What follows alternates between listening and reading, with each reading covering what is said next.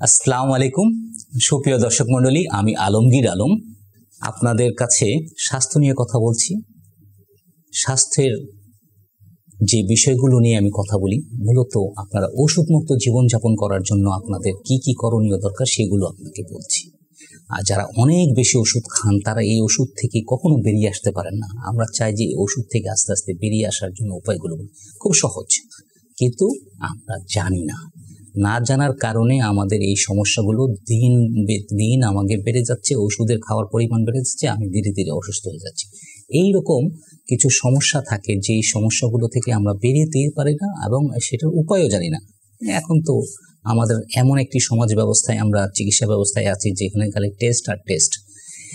একটা বিষয় আজকে আমি কথা বলবো, সেটা হলো পাওয়ার বুস্টার। আমাদের শরীরের ভিতরে অনেকের সকালে ঘুম থেকে ওঠার পরেই একটু দুর্বল, খাওয়ার পরে ঝিমুনি আসে, রাতে খাওয়ার আগেই ঝিমুনি আসে, কিন্তু ঘুমাতে গেলে ঘুমাতে পারে না, সকালে ঘুম থেকে উঠতে পারে না। এই রকম যাদের সমস্যা আছে, যাদের এনার্জি লেভেল খুবই দুর্বল অবস্থায় আছে, সেই অবস্থা থেকে আপনি আসলে কিভাবে মুক্তি পাবেন? আপনি দেখবেন যে এখন বিভিন্নভাবে ডাক্তাররা সাপ্লিমেন্ট খেতে দিচ্ছে, আপনাকে হিউজ পরিমাণ সাপ্লিমেন্ট দিচ্ছে এবং সেগুলো দামি দামি সাপ্লিমেন্ট। এক একটা সাপ্লিমেন্ট 6,000-7,000 টাকা করে খেতে বলা হয়। এই সাপ্লিমেন্ট আপনি 15 দিন খেতে পারেন, এক কোটা 15 দিনে শেষ হয়ে যায়। একটা কোটায় 60টা ক্যাপসুল থাকে, আপনাকে 4টা করে খেতে বলে, 15 দিনে শেষ। 6,000-7,000 টাকা করে ক্যাপসুল খেতে হয় এবং এক এক ডোজের জন্য দেখা যায় যে 4টা-5টা সাপ্লিমেন্ট দিচ্ছে আপনাকে শুধুমাত্র এনার্জিকে বুস্ট আপ করার জন্য।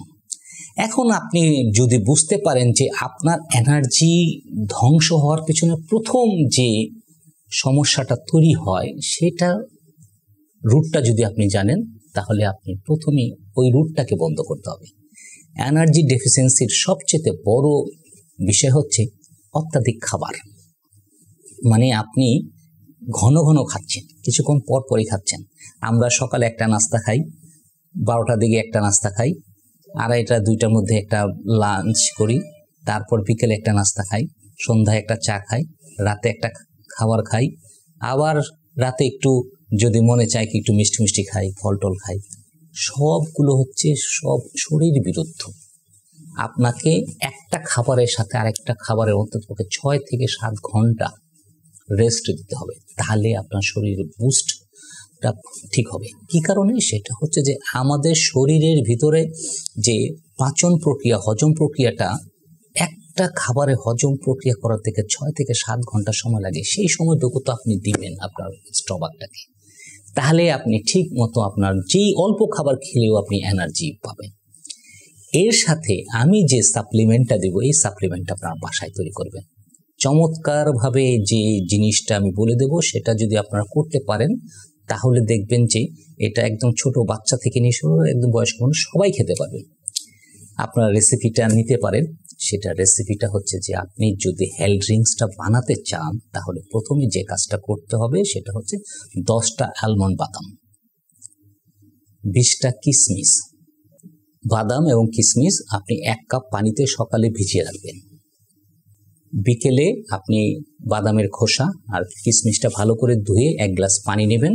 ওই পানির মধ্যে এই কিশমিশ এবং বাদামটা দিবেন, সাথে একটা দেশি জাতীয় কলা, চম্পা কলা হইতে পারে, বাংলা কলা হইতে পারে, এটা আপনি দেবেন। দেওয়ার পরে ব্লেন্ডারে ব্লেন্ড করবেন।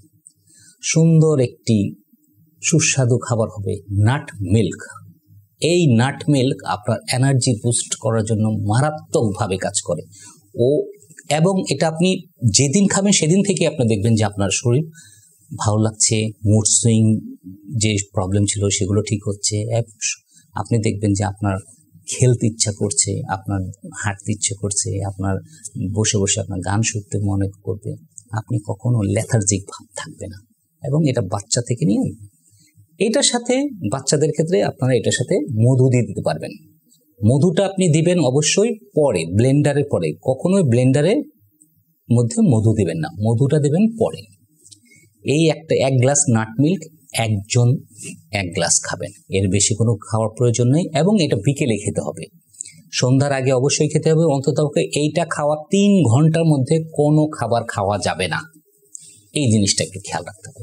এই খাওয়াটা হজম করার জন্য 2 থেকে 2.5 ঘন্টা সময় লাগে, সেটার জন্য 3 ঘন্টা আপনি এটা কোনো কিছু খাবেন না, শুধু পানি খেতে পারেন, এছাড়া আপনার কোনো কিছু প্রয়োজন নেই। এই নাট মিল্কটা আপনার যে কোনো বয়সে যে কোনো মানুষ খেতে পারে। এবং যারা ডায়াবেটিক নিয়ে ভাবছেন যে ডায়াবেটিক হলে যে কলা খাবো, কিশমিশ খাবো, আমি বলবো যে খেয়ে দেখেন, আপনার কোনো সমস্যা হবে না। আপনার সুগার লেভেল হালকা বাড়বে, কিন্তু এইটুকু কোনো কিছু না। এটা আপনার শরীরের ভিতরে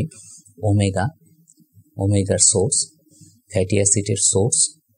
কিশমিশ থেকে আপনি প্রচুর পরিমাণ এনার্জি তৈরি হবে, যে এনার্জিগুলো আপনার চমৎকারভাবে ডাইজেশন হওয়ার জন্য উপযোগী একটা বিষয়। আমরা যে খাবারটা খুব দ্রুত হজম হয় সেটাকে কিন্তু ভালো মনে করি না, যে খাবারটা ধীরে ধীরে হজম হয় সেটাকে ভালো মনে করি। এই খাবারটা হচ্ছে লো জিআই, আপনি ধীরে ধীরে খেতে পারেন, যার কারণে আপনার ডায়াবেটিকের কোনো সমস্যা হবে না। চমৎকার একটি এই বিষয়, সেটা আমি আবার রিপিট করে দিচ্ছি। 1 গ্লাস পানিতে 10টা অ্যালমন্ড বাদাম সকালে ভেজানো, 20টা কিশমিশ এবং একটা কলা ব্লেন্ডারে ব্লেন্ড করবেন। অবশ্যই সকালে এটা আপনাকে ভেজাতে হবে। এই ভেজানোটার একটা মুখ্য উদ্দেশ্য আছে। মুখ্য উদ্দেশ্য হচ্ছে যে এই বাদাম এবং কিশমিশগুলো আপনার বিদেশ থেকে আসে, অনেক দিন পরে থাকে। কতদিন আগে গাছ থেকে পাড়া হয়েছে, কতদিন কি অবস্থায় আছে সেটা আমরা জানি না। সেটাকে এই জন্য পানি দিয়ে আপনাকে ভিজিয়ে রাখতে হবে। ভিজিয়ে রাখার ফলে এটার ভিতরে যদি টক্সিক ম্যাটেরিয়াল থাকে, সেই টক্সিক ম্যাটেরিয়ালগুলো চলে যাবে। তখন আপনি ধুয়ে আপনি যখন খাবেন, ফ্রেশ খাবেন, খুব ভালো খাবেন।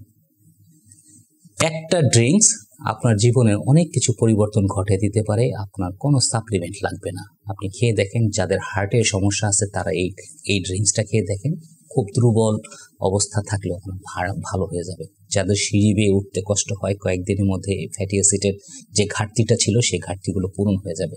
ফ্যাটি অ্যাসিড শুধুমাত্র হার্টের না, সমস্ত শরীরের ভিতরে একটা বড় নাইট্রোজেন তৈরি করার একটা উপাদান। তো বন্ধুরা, নাট মিল্ক খাবেন, সুস্থ থাকবেন, ভালো থাকবেন।